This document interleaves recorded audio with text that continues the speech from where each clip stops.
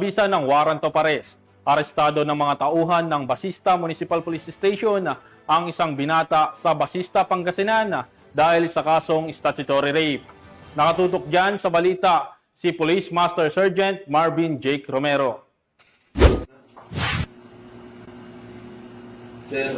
Arestado ng mga tauhan ng Basista Municipal Police Station ang isang binata na kinilalang sa alias na Mac, residente ng Barangay Poblasyong Basista, Pangasinan.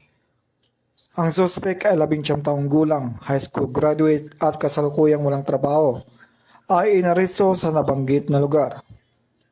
Ang pag-aresto ay sinagawa sa bisa ng warrant of arrest kaugnay sa kasong statutory rape sa ilalim ng criminal case number SCC-13976 na walang nirekomendang piyansa. Matapos ang operasyon, isinalalim ang suspek sa medikal na pagsusuri sa Bayambang District Hospital bago dinala sa himpilan ng pulisya para sa dokumentasyon na kakulang turnover sa korte. Mula dito sa Ilocos Region, ako ang iyong PNN Correspondent, Police Master Sergeant Marvin J. Romero, alagad ng batas, taga-taguyod ng Balitang Pulis.